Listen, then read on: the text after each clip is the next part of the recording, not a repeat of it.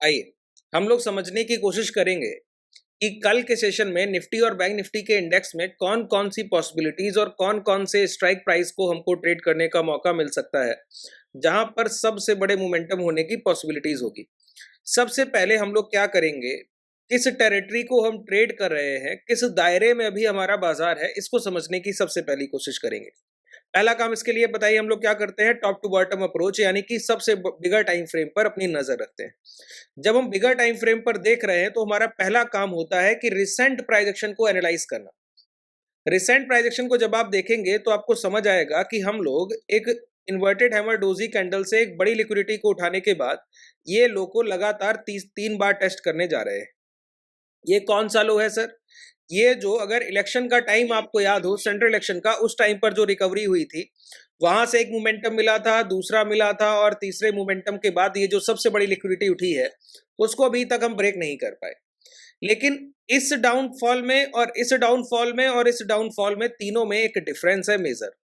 सबसे strong downfall जो दिख रहा है वो ये, क्यों सर? क्योंकि इसमें एक इनसाइड कैंडल का फॉर्मेशन हुआ है, जो कि दोपहर के सेशन में जब आपको मैं 14, 21 और 35 के मूविंग एवरेज बता रहा था ना, वहां भी मैंने मेंशन किया। देखिए, इनसाइड कैंडल क्या होता है? वो कैंडल जहां पर बायर या सेलर अपने पावर को जनरेट करते हैं। ठीक है, जैसे मैं आपको बोलूं कि इस सामने खड़े व्यक्ति को एक पंच मारना है आपको, तो पंच मारने के लिए आप क्या करेंगे? सबसे पहले अपना हाथ पीछे ले जाएंगे, और पीछे ले जाने के बाद फिर आगे हिट करेंगे। तो ये जो पीछे ले जाने का ये जो आपने रेंज बनाया, ये आपका क्या था? ये था पावर को अपलिफ्ट करने के लिए, कि जितनी आपकी कोशिश भरपूर हो सके उस पावर को आपने जनरेट किया। किस लिए? कि जितनी तेजी से हो सके उतनी तेजी से इसका मुंह आप तोड़ सके सर, इसके लिए ही किया ना। तो वही काम बायर सेलर के साथ करते हैं और सेलर बायर के साथ करते हैं। तो यहां पर क्या है सर? ये सपोर्ट एरिया है, एक कंसोलिडेशन फेज का वीकली टाइम फ्रेम का सपोर्ट एरिया है, कि प्राइस इस रेंज के नीचे भाव को नहीं आने देना चाहता है। क्यों नहीं आने देना चाहता है? क्योंकि उसको पता है कि इस दायरे के बाद अगर आप जब डेली टाइम फ्रेम पर जाते हैं तो आपको दिखता है कि कोई भी बड़ा सपोर्ट एरिया नहीं लगा हुआ, और अगर ये रेंज 49,000 तक ब्रेक हो गई तो उसके बाद सीधा बाजार का पहला टारगेट जो आएगा वो 47,500 आएगा। तो ये एक बड़ी गिरावट होगी, लगभग 2,500 पॉइंट की। इस वजह से बाजार कभी भी इस रेंज के नीचे, जो कि ये 3 कैंडल्स का एक यहां पर आपको दिखेगा नॉट फॉर्मेशन भी है, तो वो ब्रेक नहीं कर होने देता है। ठीक है, तो इस रेंज में जब आप डाउनफॉल देखेंगे तो आपको एग्रेसिव डाउनफॉल नहीं दिखेगा। वीकली टाइम फ्रेम पे दोबारा चलिए, मैं मार्किंग दोबारा कर दूंगा सर। प्राइस को समझना आपके लिए बहुत जरूरी है। अगर आप प्राइस को बेहतर तरीके से एक बार समझ गए फिर कोई तकलीफ नहीं। ठीक है, फिर आप समझ जाएंगे कि आपको कैसे पूरे हफ्ते ट्रेड करना है। यहां पर देखिए, प्राइस ने क्या किया, इस रेंज को जब टेस्ट करने आया तो लोअर विक के फॉर्मेशन लगातार बढ़े थे। मैं कौन सी गिरावट को कमतर रखता हूं आपको भी पता है, कि मेरे लिए वो ट्रेंड डाउन ट्रेंड है नहीं जिसमें बॉडी स्ट्रक्चर कैंडल्स के फॉर्मेशन नहीं हो रहे, रेड बॉडी स्ट्रक्चर कैंडल्स के फॉर्मेशन नहीं हो रहे। यहां पर जब गिरावट हो रही है तो इसमें लोअर विक के कैंडल्स है और बॉडी स्ट्रक्चर है, लेकिन रेड बहुत कम है। यहां पर ये कैंडल तो इंपैक्टफुल है, इसके बाद के कैंडल्स में लोअर विक के फॉर्मेशन दिखते हैं। ठीक है, लेकिन इस बार जो ये गिरावट हुई है ना, इसमें आप ये बॉडी स्ट्रक्चर कैंडल देखें और रिसेंट वीक की अभी शुरुआत ही भर देख लें तो आपको समझ आएगा कि कैसा प्राइस दिख रहा है। हालांकि आज पहला दिन है, वीकली क्लोजिंग में total number of trading sessions 4 और बचे हुए, कल से लेकर फ्राइडे तक। तो ये 4 ट्रेडिंग सेशन अगर आप बेहतर तरीके से ट्रेड करेंगे तो उसमें क्या क्या कोशिश होगी? पहली कोशिश है ये इनसाइड कैंडल। इनसाइड कैंडल पर अगर आप नजर रखेंगे तो आपको पता लगेगा कि कल बाजार में कब लॉन्ग या कब शॉर्ट करना है। तो आपके लिए इस रेंज के ब्रेकडाउन से ज्यादा महत्वपूर्ण है इस इनसाइड कैंडल का सेफ रहना, क्योंकि जितना भी डाउन साइड मोमेंटम मिलेगा ना हमको, अगर गिरावट इस बाजार में अब होगी तो उसमें पहली जो कॉमन चीज होगी वो ये कि इस इनसाइड कैंडल के हाई ब्रेक नहीं होंगे, और हाई का रेंज आपको बड़ा दूर दिखेगा सर। कहां दूर है बताइए? ये हाई का रेंज है 51,979, तो आप राउंड फिगर पकड़िए 52,000। आप बोलेंगे बाजार सर 50,500 ट्रेड कर रहा है और 52,000 का आप रेजिस्टेंस एरिया कहते रहे, तो इतनी दूर कौन? अरे सर, इस डोजी का पूरा रेंज ही रेजिस्टेंस एरिया है। इस डोजी का पूरा रेंज रेजिस्टेंस एरिया है, और इसमें जो सबसे स्ट्रॉन्ग रेजिस्टेंस एरिया की मार्किंग होती है उसको हम कैसे करते हैं? लोअर विक को अलग मार्क करना और अपर विक को अलग मार्क करना। ठीक है, ये काम सीख लीजिए सर। ये ठीक है, लोअर विक को अलग मार्क करना और अपर विक को अलग मार्क करना। अब समझिए, ये हमारे लिए रेजिस्टेंस एरिया है। पहला रेजिस्टेंस एरिया क्या है? ये पूरा रेंज 50,500 से लेकर 50,950। ये 500 पॉइंट का ये रेंज है। दूसरा रेंज है ये 51,300 से लेकर 52,000, ये पूरा ही रेजिस्टेंस एरिया है सर।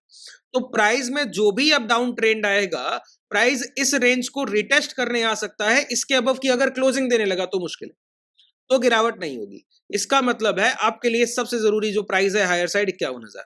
तो जब तक 51,000 का ब्रेक नहीं होता, प्राइस 51,000 के ऊपर कोई क्लोजिंग नहीं मिलती, तब तक आप किस पे काम करेंगे? सेल ऑन राइज पे काम करेंगे। अच्छा, ये जो सेल ऑन राइज का फॉर्मेशन है, इसमें 2-3 चीजें और पॉइंट आपके लिए ध्यान रखने लायक है सर। क्या? गिरावट तभी तेज होती है जब प्राइस में वॉलेटिलिटी हायर होती है। ये तो मैंने कई एक बार दोपहर के सेशन में भी बताया, इसके पहले भी बताया। वॉलेटिलिटी हायर कब होगी? जब विक्स अप ट्रेंडिंग होगा। तो प्राइस में डाउनफॉल आने के लिए या वीकली जो सपोर्ट आपने अभी देखे, कौन से सपोर्ट सर? ये वाले सपोर्ट। ये जो वीकली सपोर्ट आपने देखे, ये अगर आगे चलकर ब्रेक होंगे ना, तो इसके पीछे सबसे बड़ा मेजर फैक्टर क्या होगा? विक्स। विक्स का हायर साइड ट्रेंड होना। देखिए कितने फैक्टर, मल्टीपल कंफर्मेशन सर। जो ट्रेडर सिर्फ सपोर्ट के ब्रेक होने पर शॉर्ट करेगा, या फिर किसी रेजिस्टेंस के पास शॉर्ट करेगा, प्रीवियस डे हाई के बाद लॉन्ग करेगा, प्रीवियस डे लो के बाद शॉर्ट करेगा, वो दिक्कत उसके साथ यही है कि वो सिर्फ एक कंफर्मेशन को ट्रेड कर रहा है। तो सही तो वो होगा, लेकिन कितनी बार होने की पॉसिबिलिटी होगी? 40-50 टाइम्स। हाँ, 100 में से 50, 40-50 बार आप सही हो जाएंगे। लेकिन वही काम अगर आपने मल्टीपल कंफर्मेशन पे कर लिया कि एक ही समय डे लो भी ब्रेक हो रहा है, प्रीवियस वीकली रेजिस्टेंस भी ब्रेक हो रहा है, विक्स भी हायर साइड ट्रेड कर रहा है, प्राइस भी अपने लास्ट स्विंग हाई तक चलकर नहीं जा रहा है, तो वो जो मल्टीपल कंफर्मेशन है ना, आपकी एक्यूरेसी को बहुत तेज बढ़ा देगा। जो आप 40-50% एक्यूरेट है इस बाजार में, वो चलकर आप हो जाएंगे 90-95% तक। तो मल्टीपल कंफर्मेशन को ट्रिगर करना सीखिए सर। इस पॉइंट को पकड़िए कि मल्टीपल कंफर्मेशन जो ट्रेडर ट्रेड कर रहा है वही सक्सेस है। जो सिंगल अपॉर्चुनिटी को ट्रेड करने की कोशिश करता है वही दिक्कत हो जाती है। तो जब भी आपको कोई ट्रेड मिलता है, जब भी आप एग्जीक्यूशन के लिए, इसको ध्यान ऐसे ही रखा जा सकता है कि जब भी आप एग्जीक्यूशन के लिए पहुंच रहे हो, कि आपको लगे कि ये ट्रेड एग्जीक्यूट करना चाहिए, पहले खुद से सवाल कीजिए कि कम से कम 3 कारण आपके पास होने चाहिए। जब आप खुद को वो 3 कारण दे लीजिए ना कि हाँ मेरे पास 3 कारण है इस ट्रेड को शॉर्ट करने के या लॉन्ग करने के, तभी उस ट्रेड में एंट्री कीजिए, नहीं तो नहीं। अगर एक ही कारण रह गया तो बिल्कुल मत कीजिए। 2 हैं तो तब भी एक बार हो सकता है कि आपने रिस्क ले लिया सर। 3 के पहले तो करना नहीं है, तो सोच लीजिए माइंड में कि 3 तो होने चाहिए। फिर 4 या 5 मल्टीपल कंफर्मेशन है तो अलग बात है। और दूसरी बात, वो सारे multiple confirmation price action related होने चाहिए या फिर मूविंग एवरेज। ऐसा नहीं कि मैकडी भी देख रहे हैं और एसआई भी देख रहे हैं, सबको मिला के बोल रहे हैं कि ये मल्टीपल कंफर्म, नहीं सर, वो नहीं बोल रहा हूं। ठीक है, इंडिकेटर बेस्ड ट्रेडिंग सबसे ज्यादा लैगिंग है इस बाजार में। दोबारा से मार्किंग करते हैं, तो प्रीवियस सपोर्ट एरिया हमारे लिए ये होगा। अब ये सपोर्ट एरिया अगर आप देखें, तो पहला काम हमको क्या करना होगा? अवर्ली टाइम फ्रेम पर लौटना होगा। किस लिए? कि जहां से प्राइस ये पुल बैक कर रहा है, ये प्राइस समझा जाए क्या है। ठीक है, ये प्राइस क्या है जहां से अभी हम पुल बैक कर रहे हैं। तो यहां पर आपको देखने को मिलेगा मेजर ये एक इन्वर्टेड हैमर, ये कैंडल, ये डोजी, और यहां पर ये इन्वर्टेड हैमर कैंडल के बाद 4 से 5 कैंडल्स का फेयर कंसोलिडेशन। इस कंसोलिडेशन रेंज को सर मार्क कर दीजिए यहीं पर। अब कल के लिए सबसे स्ट्रॉन्ग सपोर्ट रेंज आपके लिए यही है। ठीक है, कि प्राइस देखिए ये स्ट्रॉन्ग सपोर्ट क्यों है सर? ये जो 5 कैंडल जो छोटी छोटी बनी है ना, ये सबसे बड़ा डिमांड लेकर बैठी है। अगर आप गौर करें इस रेंज को, अगर आप अच्छे से देखें, सॉरी 1 सेकंड का टाइम, चार्ट को मैं थोड़ा बड़ा करना चाहूंगा कि आपको चीजें अच्छे से समझा पाऊं बेहतर तरीके से। यहां पर आइए, यहां पर मैंने आपको क्या बताया, ये इस रेंज को अगर आप देखें, ये जो 4 से 5 कैंडल होती हैं, ये सबसे बड़ा डिमांड लेकर बैठी है। ऐसा डिमांड कि प्राइस ने जब पुल बैक किया तो यहां तक पहुंचा भी नहीं, जब ये गिरावट हुई तो भी यहां तक नहीं पहुंचे, जब ये कंसोलिडेशन फेज चला तो भी यहां तक नहीं पहुंचे, जब ये लो ब्रेक हुए तो सबसे बड़ा ये डब्ल्यू पैटर्न का लिक्विडिटी यहीं से उठा। ठीक है, तो यही रेंज है जो प्राइस को रोक कर रखे है।